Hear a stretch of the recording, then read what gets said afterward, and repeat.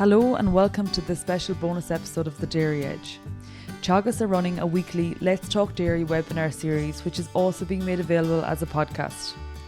On this week's webinar, Grass10 Manager John Maher joins Stuart Childs to discuss autumn grazing targets and gives advice to farmers on how they can adapt to the difficult grazing conditions following heavy rainfall in August. Okay, so good morning everyone and welcome back to the Let's Talk Dairy webinar series. Today I'm talking to John Maher. A couple of weeks ago we were talking to John's colleague Micheál O'Leary and Donald Patton in Ballyhaise, and we were emphasising the importance of trying to hit the targets for autumn grazing. And it's a bit of a case of Groundhog Day, John, I suppose, really, in one sense. Micheál showed us figures on that day a couple of weeks ago of how we were tending to be on target in mid-August, and come the 1st of September we tend to be gone off target and tending to be below target generally more so than above target. So Micheál ran a survey on Twitter the other day, and of something in the range of 100 people that responded to it, 52% are actually behind target at the moment.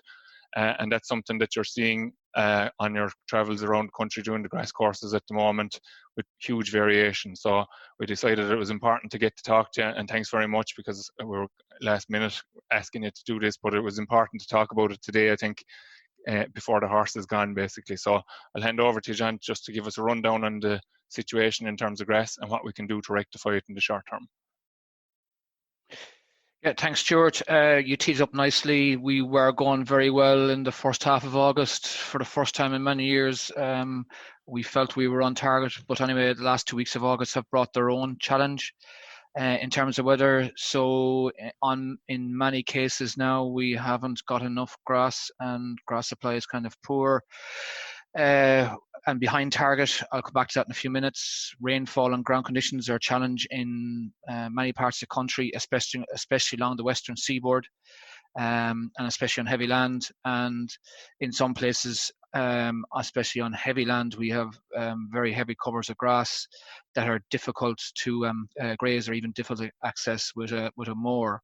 At the same time, then, there are farms who have good grass supply that has the opportunity then of lowering the feed costs, shorten the housing period, capitalise on milk price. So for that reason, we normally say that each day at grass or pasture is worth almost €2 per animal per day. So it is worth pursuing, right? We are a little bit behind. However, if the next 2 weeks were to come favourable, we have a chance to catch up, which we need to pursue. But from the middle of September on, generally speaking, on average, and I stress on average, growth rate is exceeded by demand. What I'm basically saying there is that you generally eat more than you will grow. Now, it depends a bit on stocking rate too, but mid-September is kind of that time when things start changing in the wrong direction. So just to move on and do some figures here very quickly. If I was doing this last year, things would be reasonably uniform around the country. This time around, things are very, very different. There is huge variation out there in terms of grass supply, grass growth, ground conditions. Predicted growth this week is ranging from somewhere about 45 to 80. So you have almost double the variation in growth that we normally see, right? Some land is still very, very wet. Some land on the eastern part is reasonable and reasonably dry. There are some cows housed in parts of the country on the western seaboard, and some cows are out full time. Grass supply is very variable for those who have probably too much grass, but mostly we are behind, and we have those who have too little grass. It's funny that some dry farms are short of grass, and some heavy farms have too much grass, can't graze it, can't cut the surplus out due to poor trafficability. So neither cows nor machine can get at it. So even though the farm is in surplus grass, that's what you're dealing with. That's the variation that's there.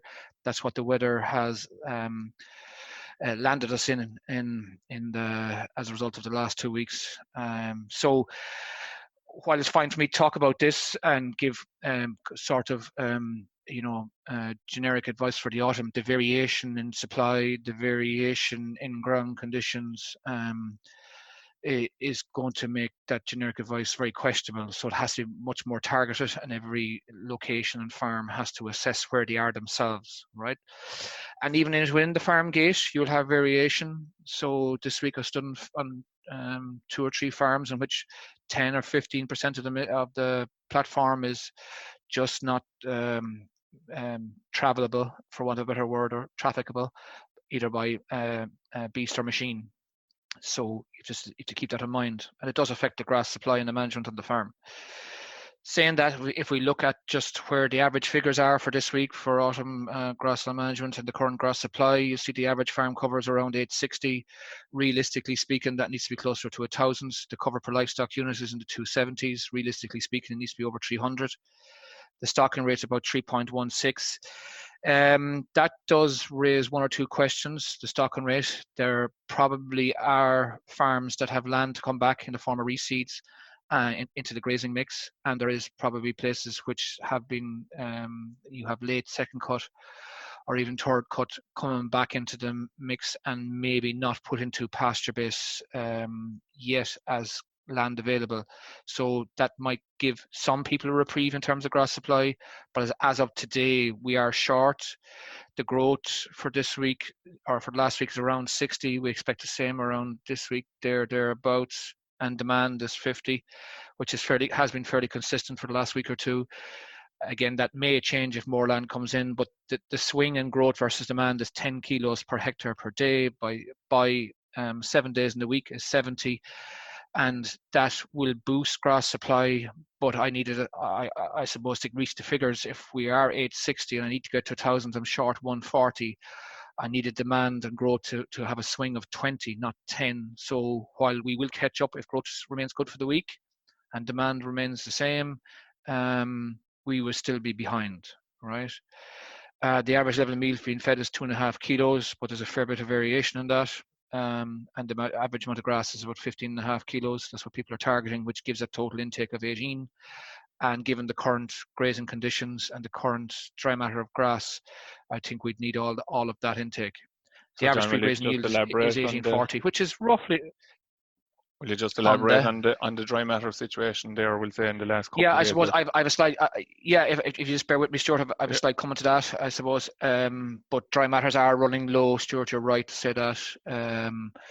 We were 13 or 14, I suppose, in the last day or two where there was no rain. But prior to that, for the last 2 to 3 weeks, we've been running 11s, 12s, at best 13%, which is about 3 or 4 units behind where we normally would be.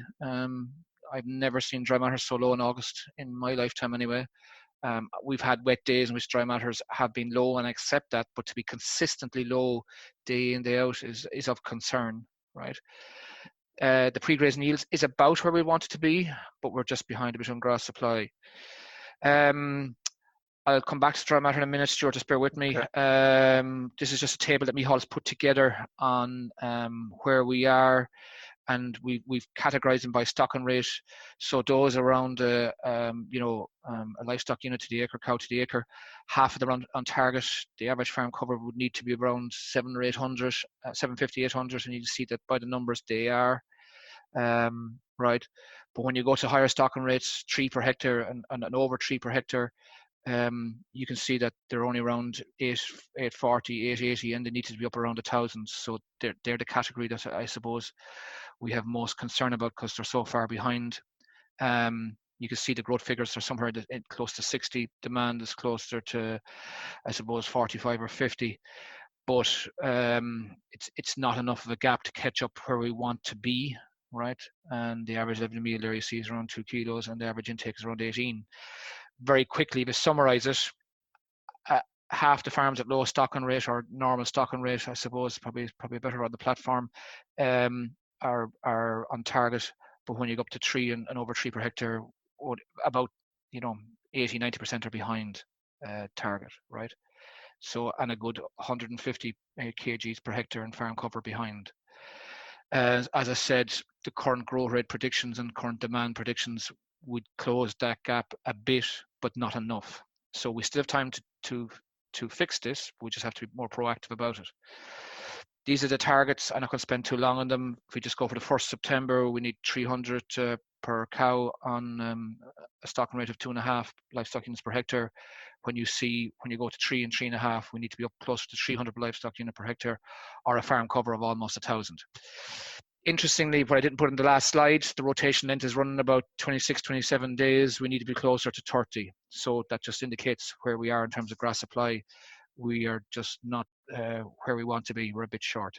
And John, I suppose Okay. the Yep. emphasis on the 30, just before you do move on, I think you might Yeah, be sorry. talking about it after, but like Yes. that is 100 acres divided by 30. That's the area you should be grazing. Like. Yes, it's the risk is that people say, Asher, I'm looking back, and that's not the way you do the sum. It's a proportion to farm graze, Stuart, in terms of rotation length. Yes, so if I have 90 acres, I need to be grazing 3 acres a day, right?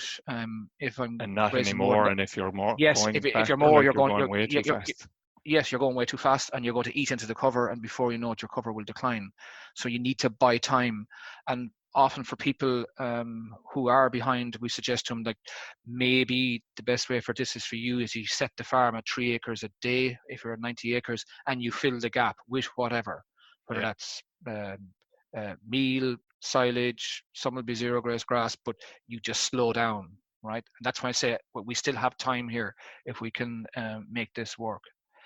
I just want to make one qualification for those on heavy land. It's fine for me to say those targets. They're generally for people on drier land.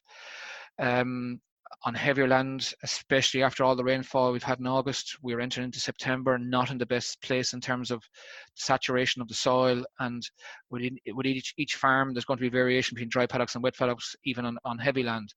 But the heavier farms or the heavier paddocks on the farms, they can't have high cover. We're starting off on the 1st September with soils on many places almost a saturation point if you look at the Met-Éireann data. So we have to be careful. We need dry weather, but the secret here is not let the cover to build up. So on farms that are uniformly heavy, can't let the farm cover go beyond 900 to me, and that's the data we pick up from the heavy soils program. That's what they would tell us. On the wetter paddocks on the farm in particular, that the cover can't go beyond 2000. And it's strange to say this, but on the heavier farms and particularly where the wetter paddocks are, you need to graze them more often and go to shorter rotation lengths to make sure the grass does not get away on you on those paddocks. You get a dry spell of weather, in you go, irrespective of whether the cover is 1000 or 1800. You take that advantage of the dry weather and get those under control. And of course, closing up begins on earlier on heavier farms as well. Where we are behind, some are able to induce reseeded areas back in to increase grass supply and thereby lower the stocking rate and bring in more grass. Some places will have silage ground coming back, which is great. Some farmers are able to remove replacements, be it calves or heifers, off the platform. Some will have to increase feed. The average level meat feeding is 2.5 kilos.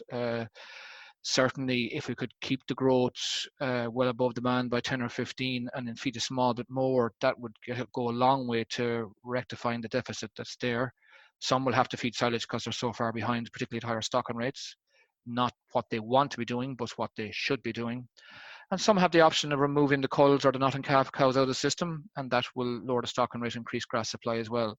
The reality is, to me, in this is that it's probably a combination of a few of these that will get you out of it rather than one silver bullet. Okay.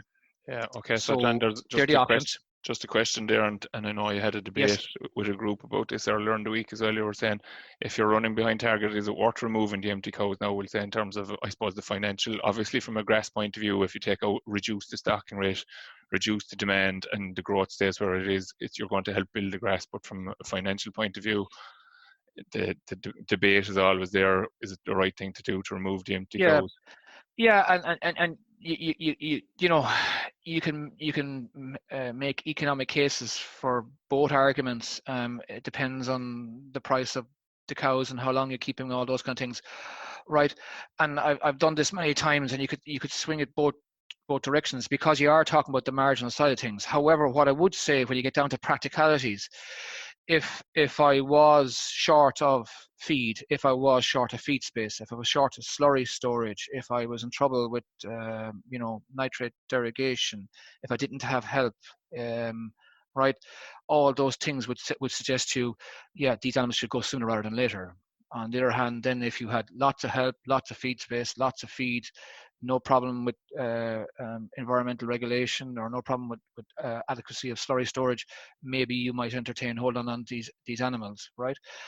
However, I will come back to the fundamental thing. If you're a small bit short on grass supply, I think there's other things we can do here, Stuart.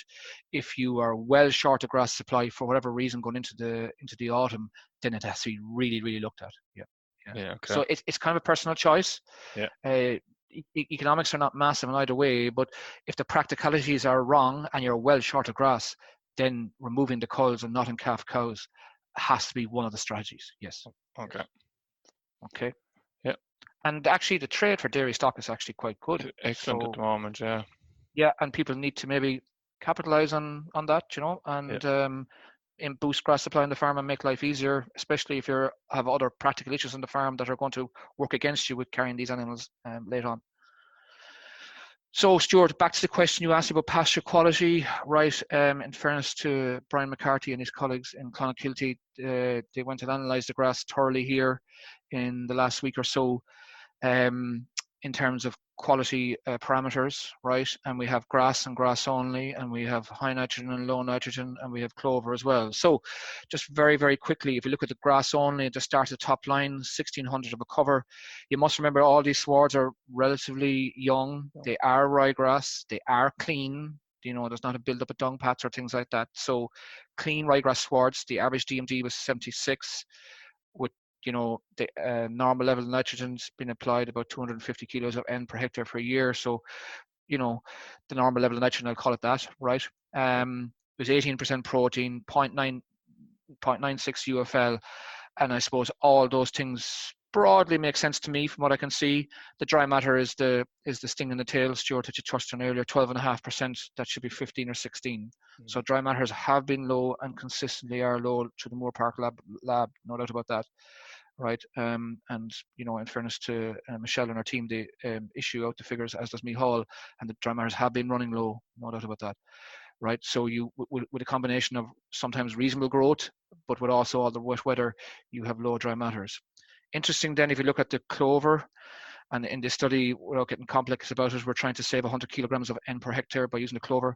We have a similar pre-grazing yield of about 1,500. Clovers making up 11% of the dry matter contribution of the sward, but you can see straight away there's a boost in DMD by almost 2 units. The protein is higher, and that's what you'd expect with clover. The UFL is higher then by default because of higher energy values and higher DMDs. We're 0.98. The swing, I suppose, is the clover by its nature is a lower dry matter plant, and you can see then there's a reduction in dry matter content by 3%. And if you look at the others, then you can see. Yeah, there's a question here then, John, relating to what you're alluding to there. At what pre-grazing cover does the grass quality start to decline? So if your average farm cover is 1,200 and your pre-grazing has gone to 2,400, is it too high? No, yes, I accept as covers get higher, the risk of sward deterioration is greater. Saying that, Stuart, as you know, right, I go into fields and there's 2,000 of a cover and they're green from head to toe, right? Equally, I can go into a paddock and because of whatever's happened, previous management and not being cleaned out in June or July, 1,600 of a cover, and the quality of it is poor because there's a huge build-up of dung pats. It either hasn't been grazed out well or got caught with bad grazing conditions, or wasn't cut for bales or topped or mowed or whatever the case may be, and the quality is way poor. So yes, broadly as we go up in higher mass, the quality can deteriorate on you, but the previous management has a big role to play here now. So I've seen excellent 2,200 head to toe, beautiful grass. And I've seen 1,600, and you'd love to take a mower to it. So, right, you have both cases, but yes, I suppose, Stuart, the risk is if we go to long rotations, high cover, and what I call canopy closure, and the weather has led to canopy closure, which means that the grass is leaned over on its side, it has closed over, so there's no wind, no air, no sunlight getting down, and the yellowing and the whiting of the base is starting to start prematurely. And when you get that, then when the cows go down there, it's not as palatable, and then you get rejection. And when you get rejection, then you don't graze outright, and then you have to face this again in October, probably maybe even late September, and again in November, and you're fighting this battle. If you don't clean it off in October, November, you'll face again to it next spring. And as people will tell you, you could end up fighting this till next May or June. right? Mm-hmm. So the importance of getting the swards cleaned out is, which I'm going to touch on in a minute, is key. The weather condition makes that difficult. I think it brings back strip wires to me, and most people are using them in different forms, but try and get the paddocks clean out. If you did a good job of cleaning the sward out in June and July after the drought in many places, then you have a sporting chance of getting a reasonable clean out in the autumn. But with conditions at the moment, if you don't have a clean sward, the quality figures here, the UFLs, will drop, and the DMD will drop, right? And performance will be poorer. Yeah. So, I suppose, look, I'm not going to dwell too long on this slide. It's obvious that the clover in this contribution to the sward is improving the DMD, improving the UFLs, improving the protein, but the dry matter content is lower of the sward. And let's be clear, dry matter contents, irrespective of clover or not, have been lower than normal anyway, and that's posing its own challenge. Like, at times, animals are discontent in the field, even though the sward quality is good, even though they're appear to be adequately fed, but on wet days things can get difficult. One of the downsides of introducing silage or another form of forage is that it can, particularly where the cover is high and the quality of the pasture is poor, it can affect the ability or the appetite of the animal to graze out well. I think if you're feeding additional forage, if you have leafy grass from head to toe, from top to bottom, the effect of feeding another forage is not as bad compared to trying to feed a forage and another forage, and then trying to graze a sward of, I don't know, 1800 or 2000, and the quality of it poor because of previous management, you know. Yeah. So I will stress in this case, the swards are clean, they are medium cover, they are leafy from head to toe, and they do have clover in them. And that's just to be clear about the quality side here. Okay, so there's a good point here, I suppose, John, that we would have touched on before, but Conor Creedon is saying, does it mean that all paddocks should get a run of the moor at some stage during the summer?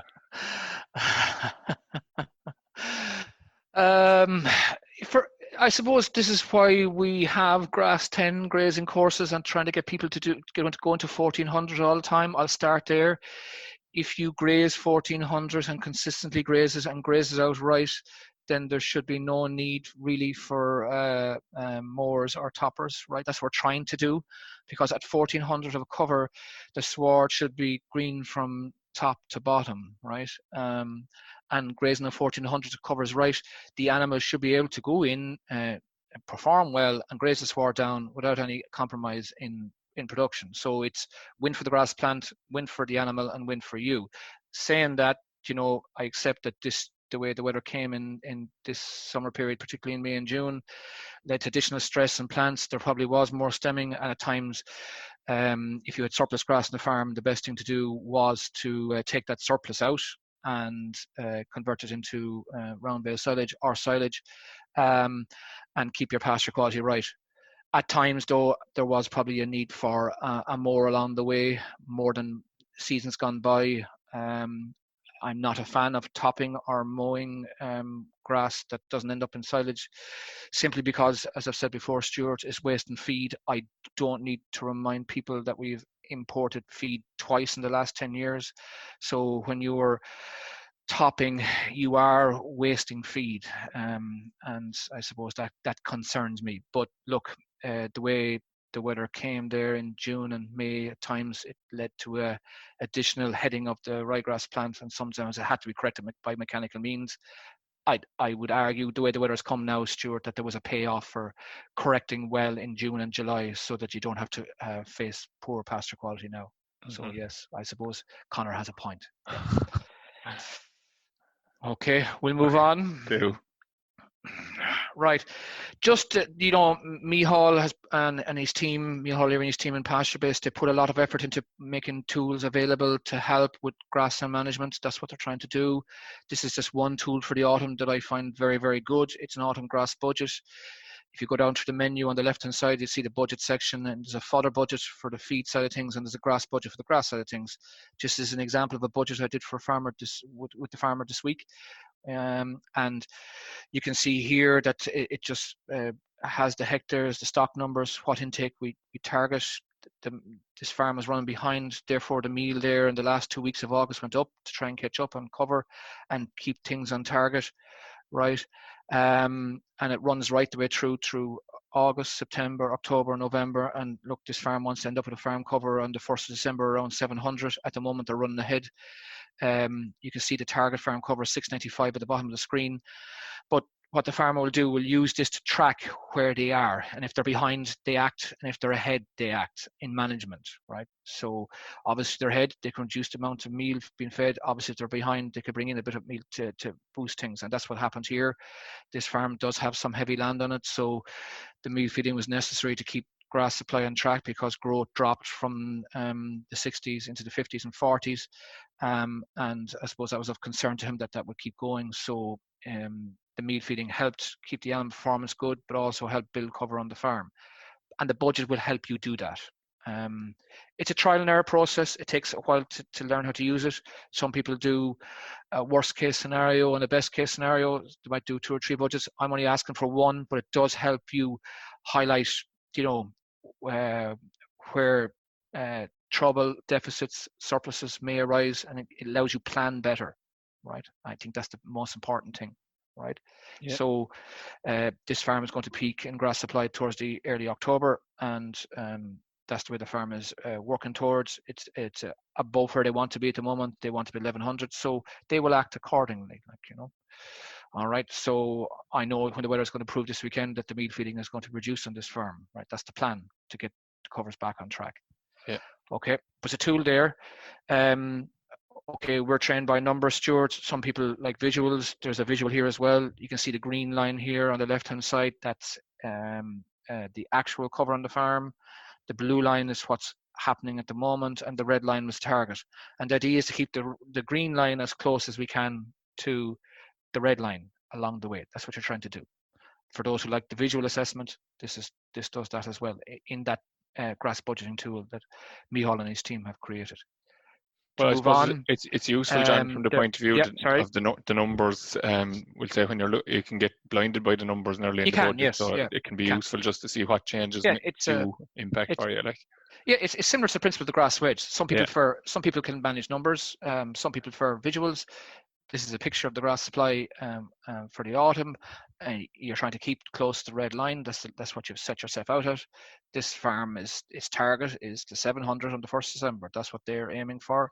They are compact calving herd, and they need the grass in the spring, and they're going to be stocks from about 3 per hectare overall. So they need grass in the spring. That's the aim of this. And this gives a visual picture of grass supply on the farm, similar to the wedge. Yeah. So we have, it's nice. Some people relate to numbers, some people relate to pictures, some people relate to both. But for those who want pictures, this is handy. Yes. It's handy. All right. There are about 500 budgets created already, which was a big jump on last year. It's great to see that. So on pasture base, we expect that number will climb, which is good to see. It just means that they're planning the autumn ahead in terms of grass. So it's good to see. The other then piece of the jigsaw to increase grass supply in the farm, and we are behind, is to look at the whole nitrogen story. We have 10 days left, George, 12 days to spread fertilizer before the deadline closes. This is work done by David Wall and Fox back in 2018, but it's multiple years data, multiple sites, Cork, Louth, Mayo, across the country. I think it's 3 or 4 years data.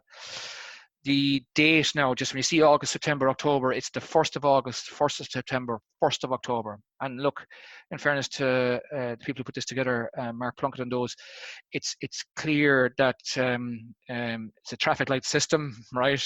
And you can see where we are. So August responses are much better than October responses.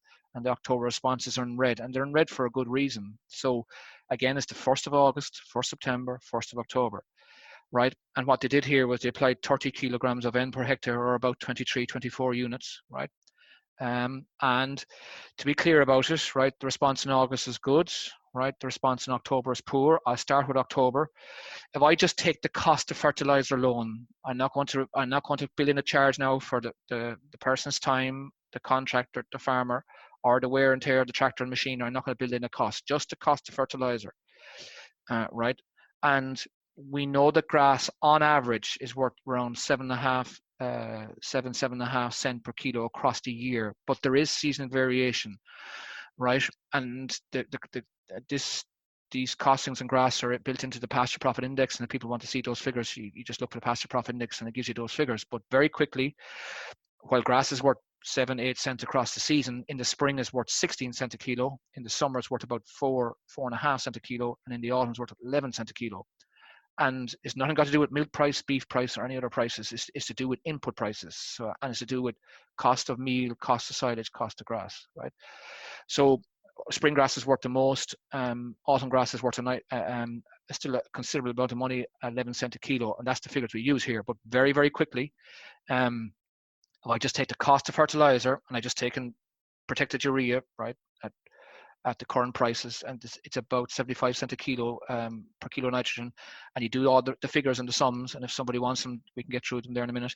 But very quickly, 10 is break even. That's where 1st of October, break even. If I include the cost, you said, that's just the cost of the fertilizer. The fertilizer. Now, if I include a cost charge for spreading and all that, I'm up to 14 or 15 cents. Right? Yeah. So we are now early September. You see the response there is around 19-20 kilos for the 1st September. The further we go into September, the responses drop dramatically, right?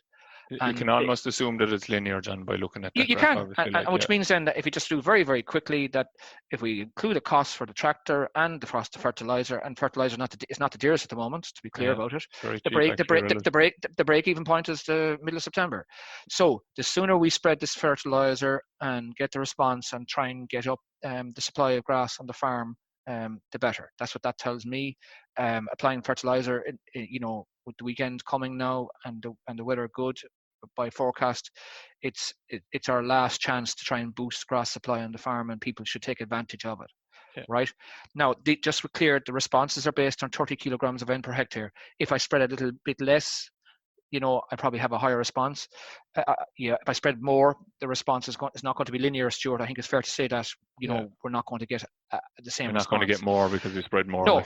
No, correct. So I think around the 25 to 35 range of units per acre, thereabouts, is as much as you do, right?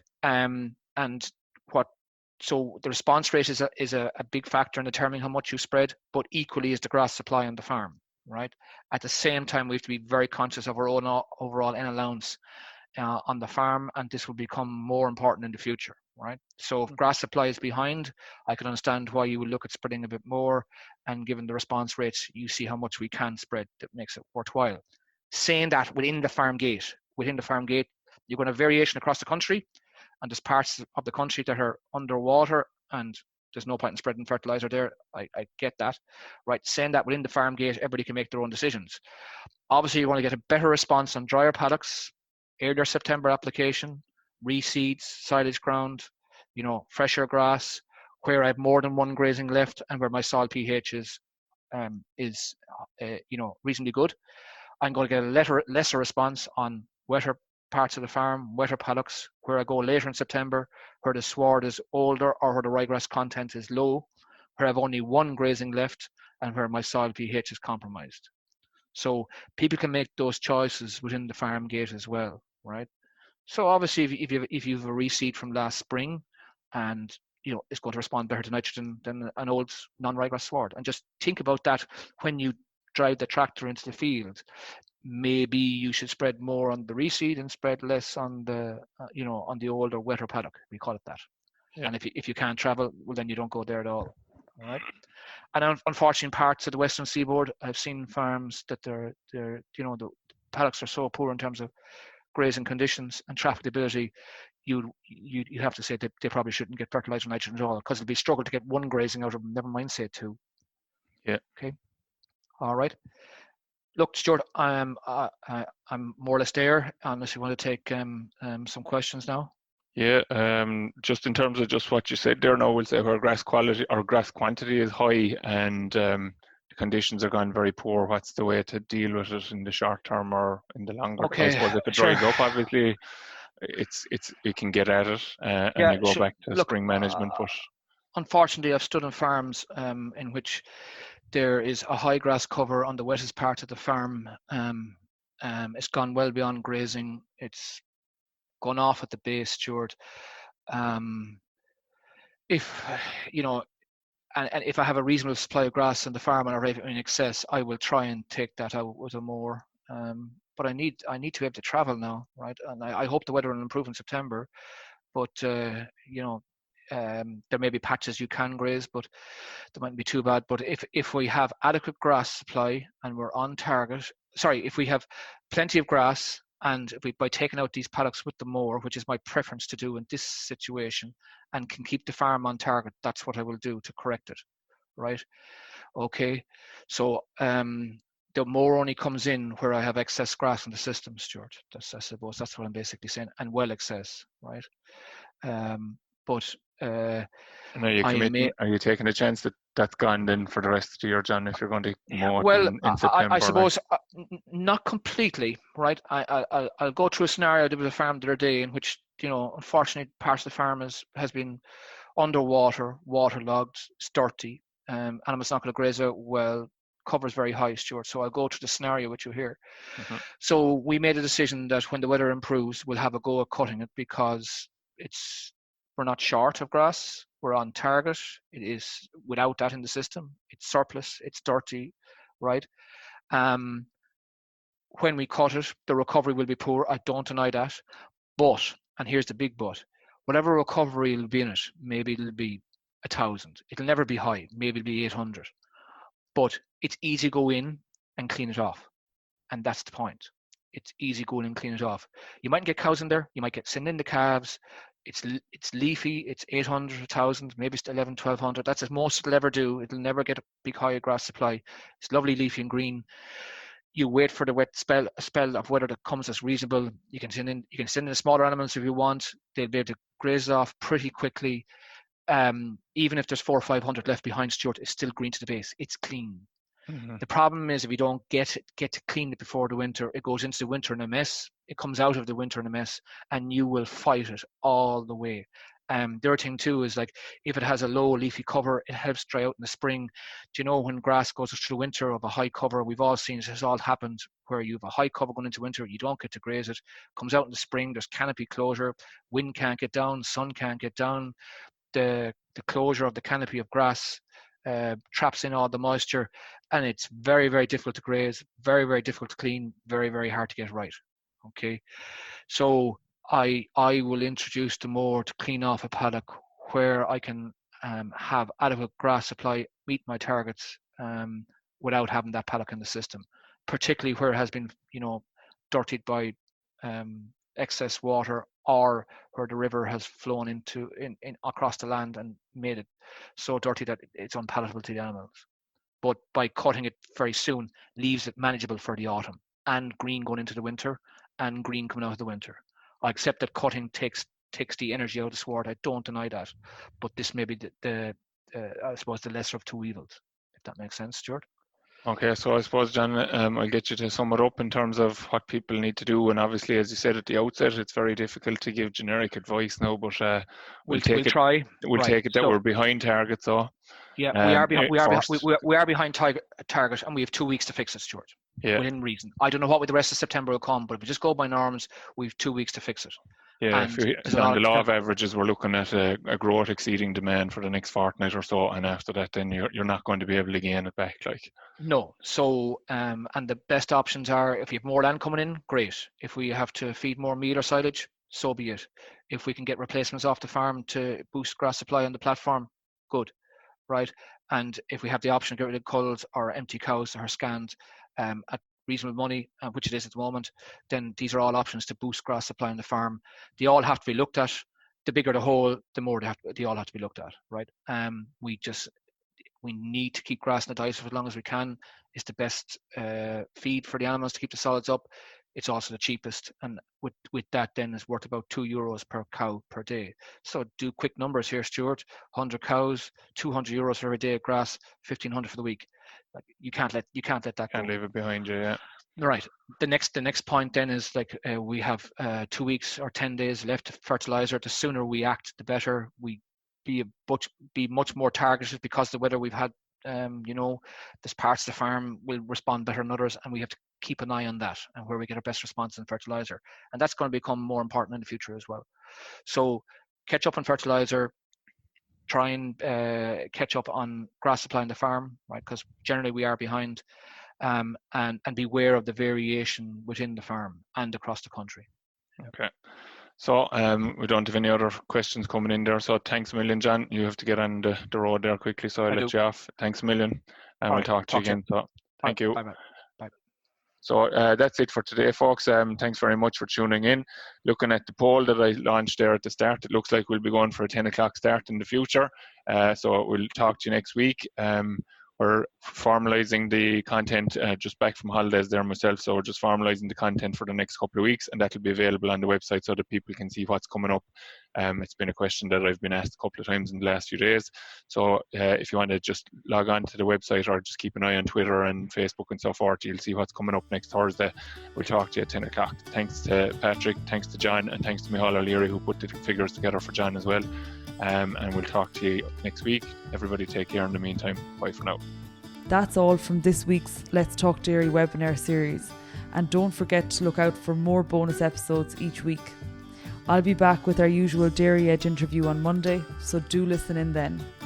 I'm Emma Louise Coffey, and thanks for listening.